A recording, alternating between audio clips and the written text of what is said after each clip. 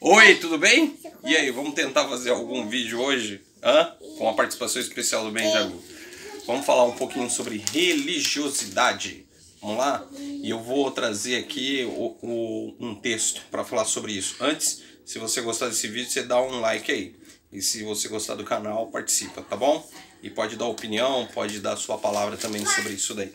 Bom, então o texto que eu vou ler está lá em 1 Reis 18. Eu vou ler aqui, que diz assim, ó. Em seguida ordenou, encham quatro jarras grandes com água e derramem a água sobre o holocausto e a lenha. Depois que fizeram isso, disse, façam a mesma coisa novamente. Quando terminaram, ele disse, agora façam o mesmo pela terceira vez.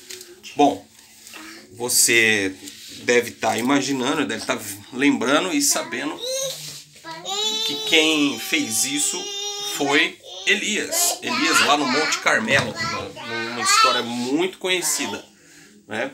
Elias é que acabou fazendo isso no seu confronto lá com os profetas de Baal, certo? Bom, estamos aí de volta. E aí não se preocupe com os batuques aqui do Benjamin, tá bom? Bom, voltando ao texto de Elias, ao texto da sua grande missão no Monte Carmelo. A religiosidade versus uma vida com Deus verdadeiramente. Inicialmente você pode não se atentar, mas vamos lá, alguns fatos têm que ser lembrados. Primeiro, Elias não era a primeira vez que ele estava numa situação como que aconteceu. Qual a situação que eu estou querendo dizer? A situação de fazer com que Deus mostrasse o seu poder através do fogo descendo do céu. Lembrando um pouco antes, um pouquinho antes na história, conta que o rei mandou que buscassem a Elias. Foi um primeiro capitão com 50 soldados e foi fulminado por fogo. Foi um segundo, também foi fulminado por fogo. O terceiro é que então chegou lá com medo e aí se rendeu e pediu por misericórdia para que Elias não fizesse com que o fogo descesse do céu. E aí, sim, Elias acabou indo. Tá? Então essa não foi a primeira experiência de Elias. Essa não foi. O segundo ponto que a gente precisa lembrar, tá? Que é qual?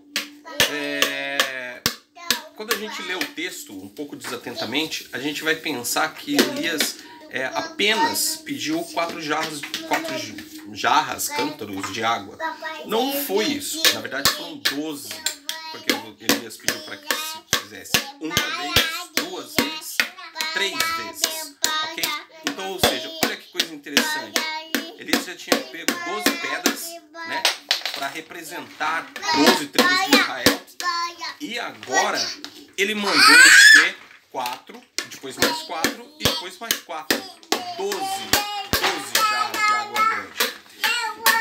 Então isso também tem uma grande revelação sobre isso, mas não vamos focar nisso agora. Focar sobre a questão de religiosidade e vida com Deus. Religiosidade é algo que a gente vem enfrentando nos dias de hoje. Todas as igrejas enfrentam, todos os cristãos estão enfrentando isso, a religiosidade na vida. A religiosidade não te leva para Jesus, te leva apenas a um encontro com o seu próprio eu. A verdade é essa, com o seu próprio Deus. Né? Pois a religiosidade não te faz abdicar de nada.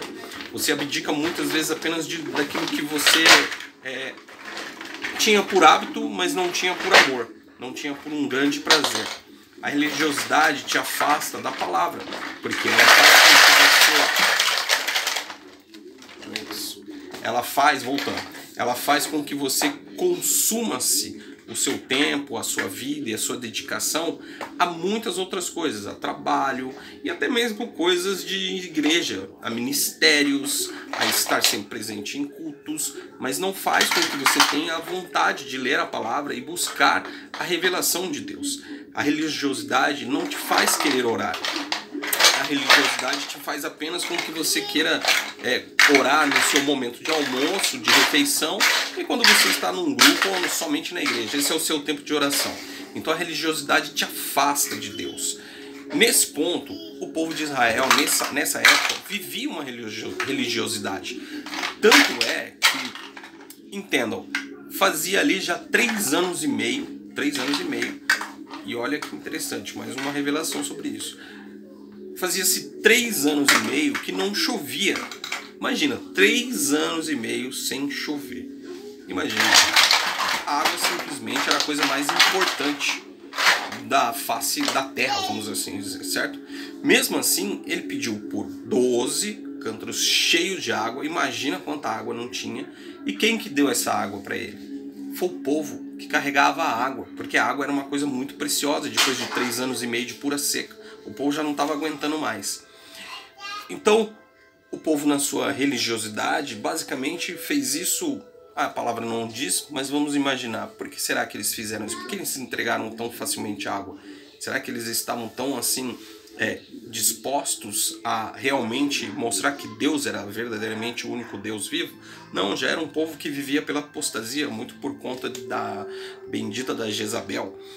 Então, o povo vivia numa religiosidade. Então as coisas aconteciam nesses termos, nesses moldes.